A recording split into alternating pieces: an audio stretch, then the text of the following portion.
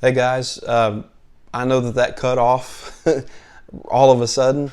I got a phone call and I'm recording on my phone, so I want to finish this just the last couple minutes.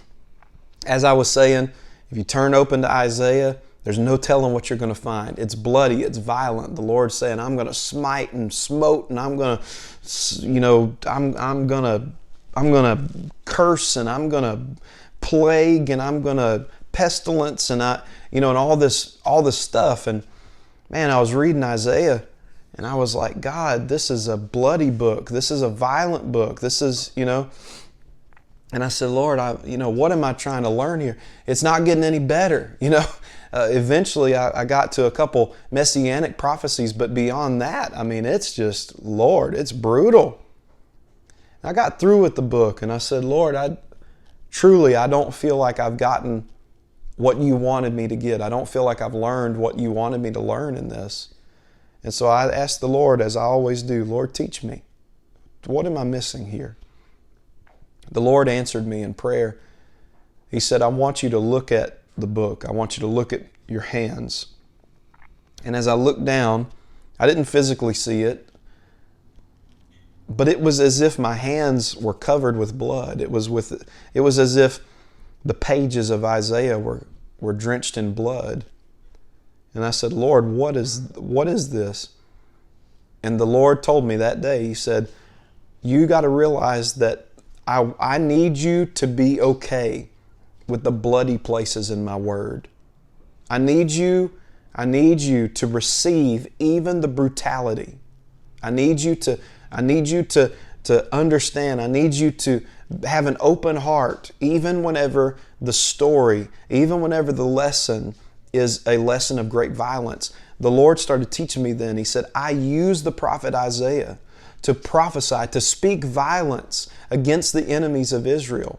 Because when the prophet speaks, now I am able, the Lord, to go into battle, to go into work against the enemy, so that I can fulfill that which I've commanded the prophet to say, right?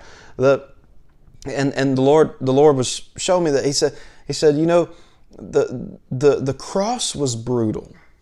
The cross was bloody. The cross was violent.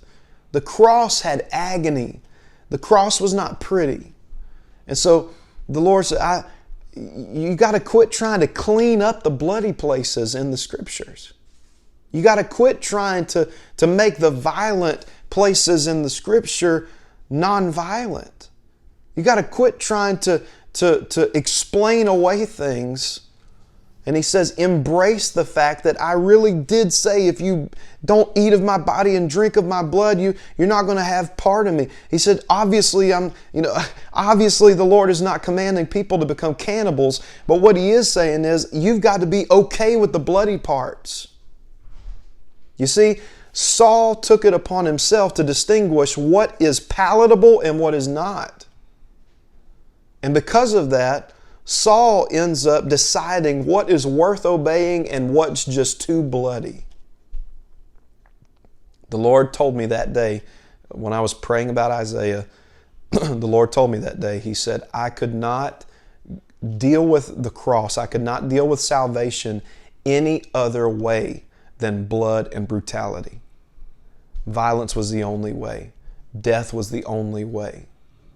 And the Lord told me, He said, my people are trying to act like Saul. They are trying to handle some things that I have chosen for brutality, but the people have decided, I will try to manage it.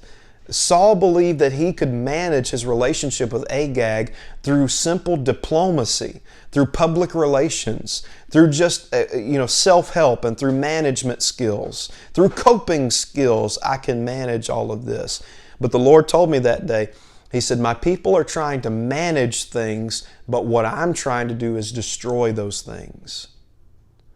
But you're going to have to embrace that violent nature of Scripture. No wonder, He said, the kingdom of heaven suffereth violence. That suffer there doesn't mean we endure and we hurt and I'm suffering. No, it's the same as when He says, suffer the little children. to come unto me. That is, that word suffer means allow. The kingdom of heaven allows violence. You see? So if you're a part of God's kingdom, you don't disallow the bloody parts of Scripture. You don't push aside the parts where the Lord said, get rid of this and get rid of that. That's what's happened with New Age Christianity. We believe that we can follow the Lord just because we know some lyrics to a Carrie Job song, but you've never killed anything on an altar. We've cleaned it all up. We've made the gospel pretty. We've turned the cross into a t-shirt, into a bumper sticker, into a keychain. And no longer is it a bloody, rugged tree that a dead body of God Himself hung on. We don't want to embrace that. Folks, you're going to have to embrace it. That's what He meant when He said, if you don't eat of my body, drink of my blood. If you don't take part, even in my hard sayings, you don't have a part in my kingdom.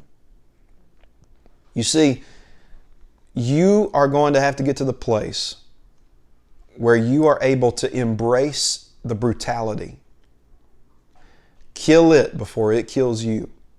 Allow God to execute, suffer the violence, allow the violence. And you say, Lord, get this out of my life.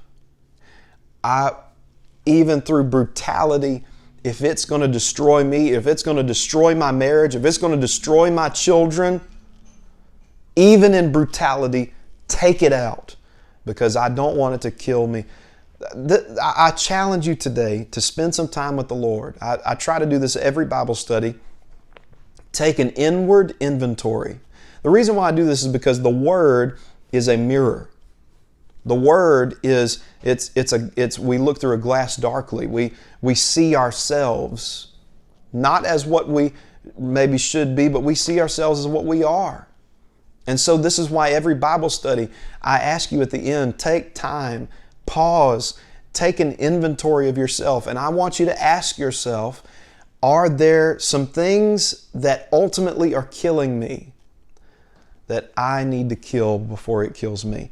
Are there some things that I am trying to manage them? I'm trying to cope with them, but God's trying to destroy them. Spend some time in prayer. Ask the Lord to reveal some things to you about yourself. Embrace the brutality. Kill it before it kills you. I love you all. I pray that this lesson has blessed you. Please be sure to share this. Like it, subscribe, do whatever the YouTube stuff is. I don't really know about all that, but just if this has blessed you, share it with somebody. I love you all.